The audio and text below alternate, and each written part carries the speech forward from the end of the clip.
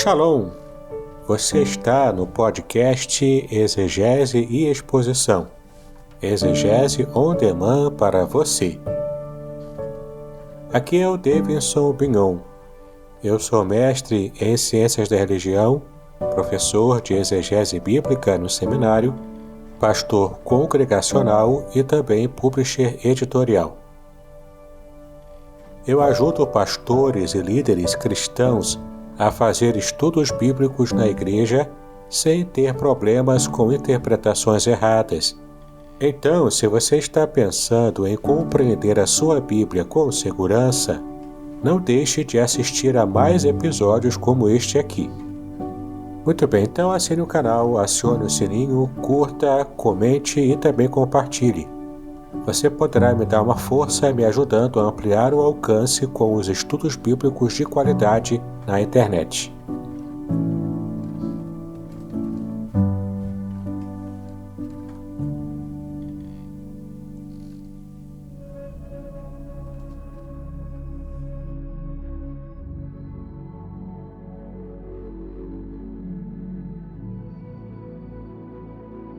Muito bem, estamos aqui em mais um episódio desta série especial de podcasts sobre as doutrinas fundamentais da fé cristã. Tudo aquilo que é básico para a fé cristã, nós estamos observando aqui. E no episódio de hoje, o episódio 10, nós vamos estudar sobre os privilégios que temos como cristãos.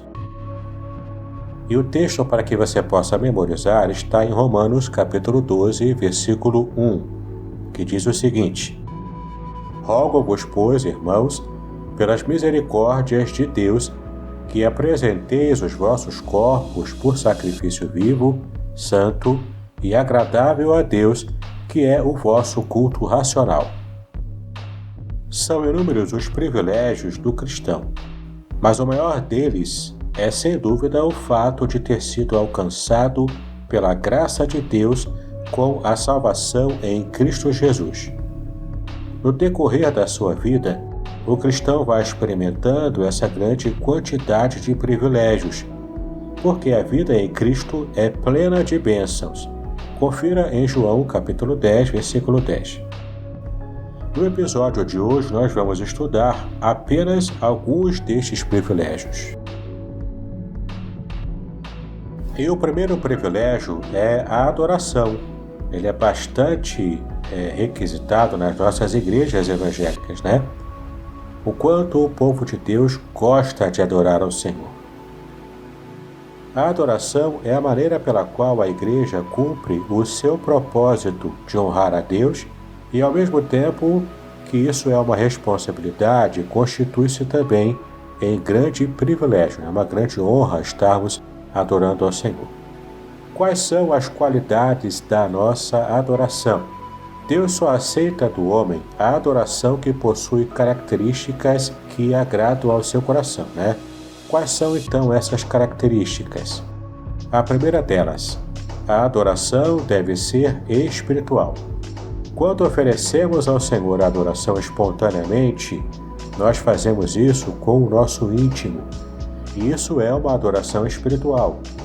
Observe o que a palavra de Deus diz em João capítulo 4, dos versículos 23 e 24. Neste texto, nós podemos aprender que os verdadeiros adoradores adoram o Pai em espírito e em verdade. Isto significa especialmente que não podemos adorar a Deus sem que a nossa alma esteja realmente envolvida nessa adoração. Bom, além de espiritual, a adoração do cristão deve ser autêntica. Você pode ler novamente João 4, versículos 23 e 24, e você deve perceber que também precisamos adorar a Deus em verdade, portanto, em autenticidade. Além de espiritual e autêntica, a adoração também precisa ser consciente. A adoração ou o culto que prestamos a Deus deve ser pleno de significado. Ou seja, deve ser inteligente.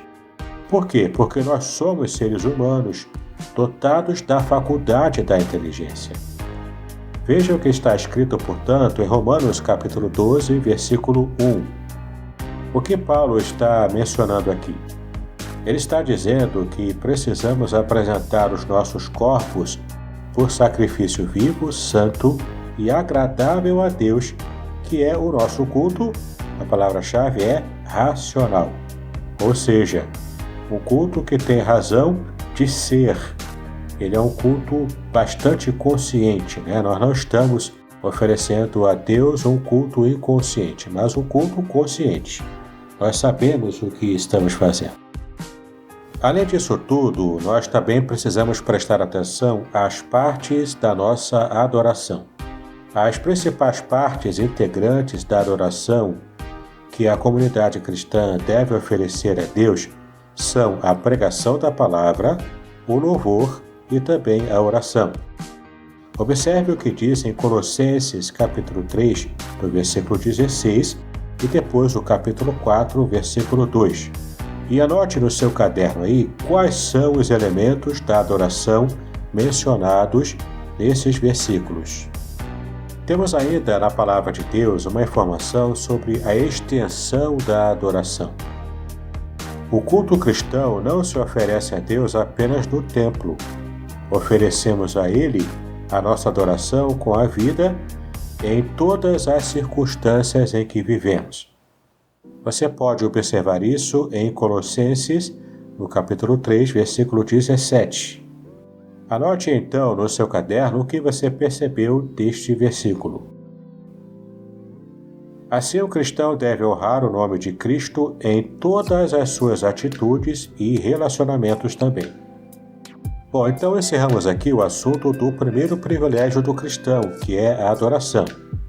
Passamos então a entender agora o segundo privilégio do cristão, que faz parte da igreja, que é o batismo. Entenda que há duas espécies de batismo. Um é o batismo com o Espírito Santo, que une o crente a Cristo. Sobre este tipo de batismo nós já vimos em um episódio anterior. Bom, o outro tipo de batismo é o batismo com água. E esse tipo de batismo marca o ingresso do crente na igreja local. Ele, portanto, é símbolo do anterior, que aconteceu no reino espiritual. E o batismo com água é o batismo que é feito de forma visível, para marcar a nova vida desse novo cristão. Então, o tipo de batismo que estamos nos referindo neste episódio aqui é o batismo com água. E ele é uma ordenança. Sim, Cristo nos ordenou batizarmos em nome dele. O batismo com água é uma ordem de Cristo.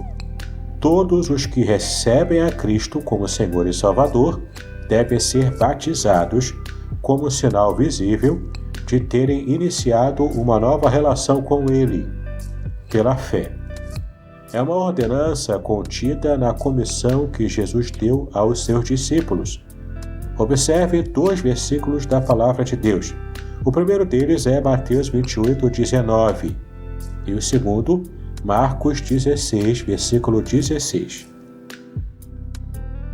Então, depois de os discípulos receberem a ordem de Cristo para batizar, eles a obedeceram imediatamente. Pode-se comprovar isso em vários versículos da Bíblia.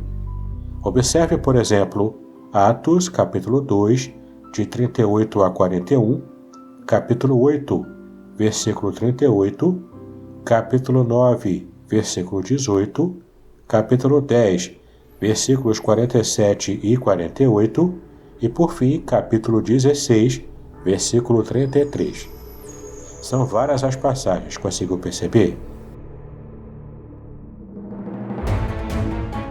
Podcast Exegese e Exposição. Exegese on demand para você.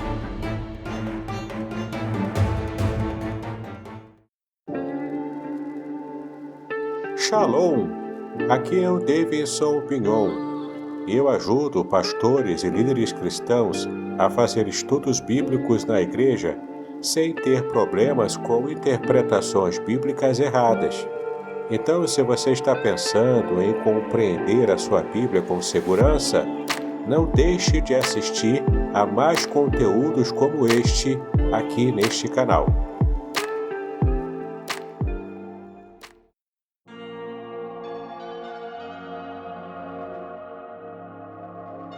Então, além de uma ordenança, o batismo também é um símbolo.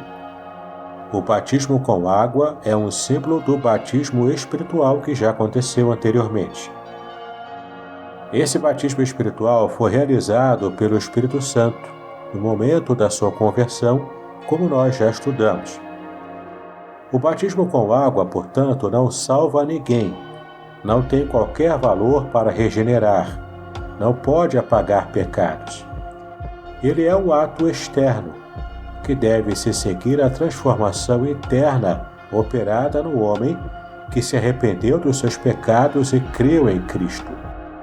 Por isso, o batismo com água tem que ser precedido de uma profissão de fé, ou seja, de uma declaração de fé, né? Só quem confessa voluntária e conscientemente a sua própria fé em Cristo, ele pode ser batizado. Examine então 2 textos que falam sobre essa verdade. O primeiro deles é Atos, capítulo 2, versículo 41. E o segundo, Atos, capítulo 8, versículo 38. Observe então essas passagens, juntamente com os seus contextos, e anote no seu caderno a verdade que estamos estudando nesse tópico. Então entenda que se o batismo com água é um símbolo, o mais importante não é a forma de se batizar. As formas mais adotadas pelas igrejas evangélicas são a aspersão e também a imersão. Sendo a aspersão, quando o pastor coloca sobre a cabeça de quem está sendo batizado um pouco de água, ele coloca 3 vezes, em nome do Pai, do Filho e do Espírito Santo. E a imersão é o modo de batismo em que aquele que está sendo batizado, ele é conduzido a um rio com águas correntes ou, em algumas igrejas, a um batistério. Então, o batizando ele é mergulhado pelo pastor, pelo batizador, e então simbolizando a sua morte para o mundo e o seu renascimento para o Senhor Jesus. Ora, sobre essa forma de batismo chamada aspersão, que ela é mais comum nas igrejas congregacionais e presbiterianas, além da Igreja Católica, claro, você pode observar 2 textos que falam sobre esse tipo de batismo. Portanto, algumas pessoas acham que a forma de batismo de aspersão não tem base bíblica. Essa não é uma compreensão correta. Veja o que diz Atos, capítulo 2, versículo 41. E depois, Atos, capítulo 16, versículo 33, e anote no seu caderno o que esses 2 textos falam sobre a forma de batismo compreendida como aspersão. Então, se entendemos que o batismo com o Espírito Santo é o ato da união do crente com Cristo, nós então estamos identificando esse crente com o seu corpo, que é a igreja. Deduzimos então que o batismo com água é o símbolo daquela união e é também um sinal visível da identificação do crente com a igreja local. A base então para o sentimento de identificação atribuído ao batismo está em 1 Coríntios capítulo 10, versículo 2, onde se verifica que os judeus se identificaram com Moisés nas experiências do Êxodo, e também Romanos 6, versículos de 4 a 7, onde se ensina que o crente está identificado com Cristo na morte para o pecado e na ressurreição para a vida. Então, se também entendemos que o batismo com água é o símbolo de uma experiência espiritual consequente da fé, ele só pode ser aplicado naquele que crê. Daí, nós compreendemos de um modo geral que o batismo com água não pode ser ministrado às crianças que ainda não podem confessar conscientemente a sua fé em Cristo. No entanto, nós respeitamos o posicionamento da Igreja Presbiteriana, de um modo geral, que pratica o que se chama na teologia de pedobatismo, ou seja, o batismo das crianças. Mas nós temos um entendimento diferente. Muito bem, o terceiro privilégio que o cristão tem quando faz parte do corpo de Cristo, que é a igreja, é poder participar da ceia do Senhor. O batismo e a ceia do Senhor são as duas ordenanças bíblicas. Ora, a ceia do Senhor é um privilégio dado à igreja através da ordem de Jesus aos seus discípulos. Confira em Mateus capítulo 26, do versículo 26 ao 30, Lucas 22, do versículo 12 ao versículo 20, e por fim, 1 Coríntios capítulo 11, do versículo 23 ao versículo 26. Então, toda a cerimônia da ceia do Senhor é realizada para que estejamos nos lembrando do sacrifício expiatório do Senhor Jesus. É, portanto, um ato memorial, para que estejamos nos lembrando, trazendo à memória o sacrifício de Cristo. Os elementos da ceia do Senhor são, portanto, simbólicos. Para que você possa entender isso, prepare o seu caderno mais uma vez, abrindo a Bíblia em 1 Coríntios, capítulo 11, do versículo 23 ao versículo 26, e responda então essas duas perguntas que eu farei agora para você. A primeira pergunta: o que o pão representa? E a segunda pergunta: o que o cálice, que é o cálice de vinho, representa? Ao participar da ceia do Senhor, o crente está anunciando de forma dramatizada o sacrifício de Jesus na cruz do Calvário. Observe o que diz em 1 Coríntios, capítulo 11, agora no versículo 26. O texto diz o seguinte: todas as vezes que comerdes este pão e beberdes o cálice, anunciais a morte do Senhor até que ele venha. Então só deve participar da ceia do Senhor o verdadeiro crente em Cristo Jesus, aquele que se identificou plenamente com a comunidade a que pertence, que é a igreja, e que tem a compreensão do que significa realmente pertencer ao corpo de Cristo. Confira isso em 1 Coríntios, capítulo 11, versículos 28 e 29. Então agora você pode perceber porque as igrejas evangélicas, de um modo geral, pelo menos as igrejas evangélicas mais tradicionais, que levam a sério a ceia do Senhor, não apresentam os elementos, não servem os elementos ao visitante que não está em comunhão com uma igreja evangélica. Apenas apresentamos a ceia para aqueles que já pertencem ao Senhor e estão em plena comunhão com Deus. Muito bem, chegamos então ao quarto e último privilégio do cristão, que é o privilégio de contribuir financeiramente para a obra de Deus. Vamos abordar então que contribuir financeiramente com a igreja é o privilégio que o crente tem para que ele possa sustentar a obra. E essa obra então vai crescer, vai se desenvolver e vai, portanto, ampliar a pregação do Evangelho para o mundo. O cristão, então, não deve considerar a sua participação financeira na igreja como um peso ou obrigação, ou mesmo como um objeto de escândalo, como a gente percebe em muitas outras comunidades. É fato de que muitas igrejas evangélicas no Brasil, principalmente, têm exagerado nessa questão dos apelos financeiros. Mas não é esse o caso. Não é porque um grupo de igrejas está exagerando com isso que nós estejamos, então, abrindo mão desse privilégio que é ajudar a obra do Senhor a crescer.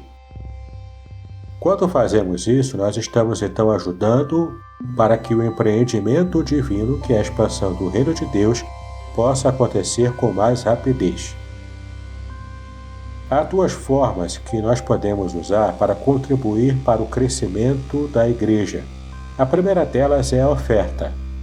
E o que são as ofertas? São contribuições com destinação específica, além do já conhecido dízimo, Então tem uma necessidade e a igreja precisa levantar recursos rápidos para alcançar essa necessidade de algum irmão em dificuldade, alguma catástrofe, algum problema de saúde que o irmão não consegue levantar os recursos para poder estar fazendo uma operação muito cara, por exemplo.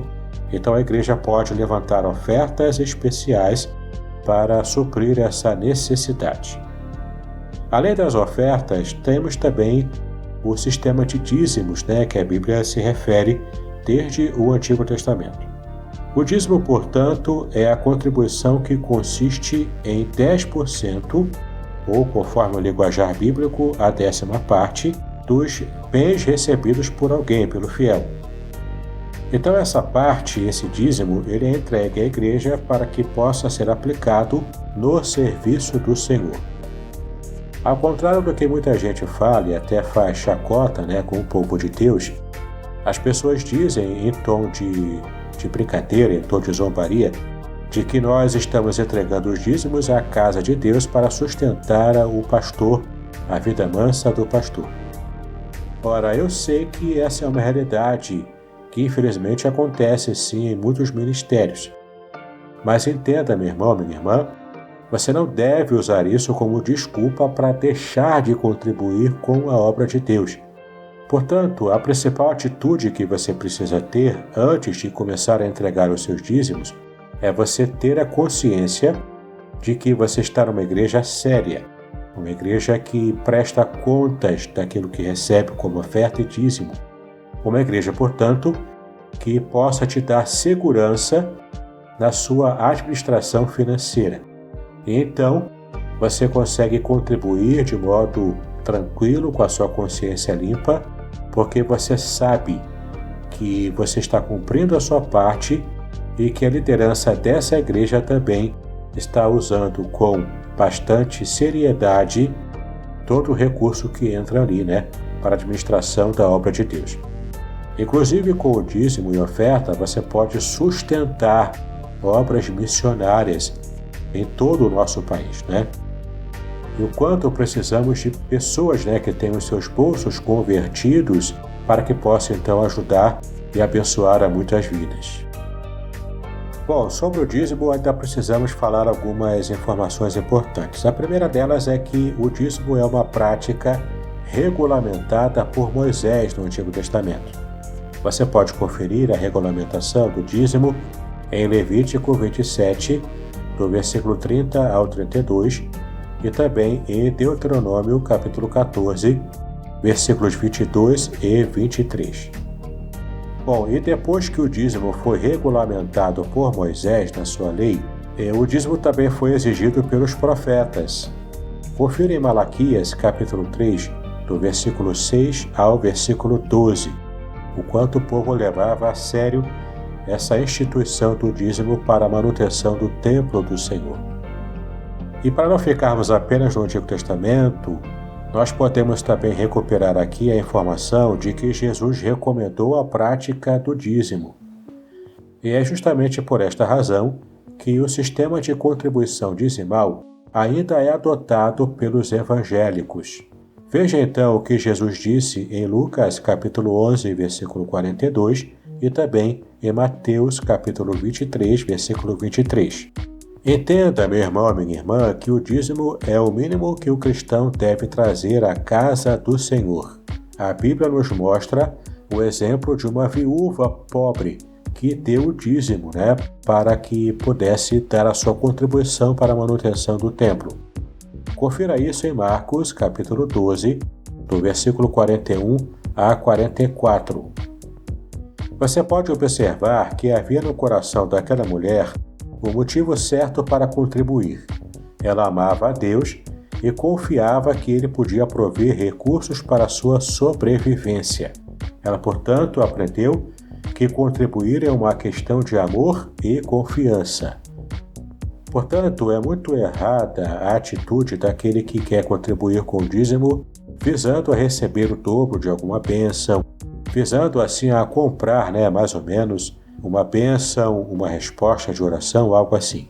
O dízimo não deve ser usado como objeto de barganha com Deus, até porque Esse tipo de atitude é completamente condenável e abominável pelo Senhor. O dízimo é a expressão da gratidão que você tem ao Senhor, porque Ele já tem te abençoado grandemente. Bom, mas apesar disso, nós podemos entender pela Bíblia que há bênçãos sim da contribuição dizimal. Crentes fiéis são abençoados material e espiritualmente quando fazem a entrega do seu dízimo. Deus promete prosperidade material aos que demonstram fidelidade na contribuição. Confira em Provérbios capítulo 3, versículos 9 e 10, Lucas capítulo 6, versículo 38, 2 aos Coríntios capítulo 9, versículo 6 e Malaquias capítulo 3, versículos 10 e 11. E quando você vai especificamente ler o texto de Malaquias capítulo 3, versículos 10 e 11, você vai conferir que o Senhor declara que Ele derrama sobre os fiéis bênçãos sem medida. Sim, impressionante, né? Como o Senhor leva bastante a sério essa questão das contribuições dizimais. E há também resultado espiritual da contribuição. E qual seria ele, né? O crente que vai se tornando mais consagrado e dependente do Senhor, exercitando a sua fé, inclusive na área financeira. Temos 2 exemplos bíblicos quanto a essa questão. Leia, portanto, os textos e anote no seu caderno o que você percebeu sobre os nomes dos personagens que são exemplos tanto positivos quanto negativos da prática do dízimo, da fidelidade nas finanças ao Senhor. O primeiro texto é Atos, capítulo 4, versículo 36 e 37. Leia essa passagem e tente identificar se o exemplo com respeito ao dízimo ele tem uma lição positiva ou negativa. E o segundo texto é Atos, capítulo 5, do versículo 1 até o versículo 11.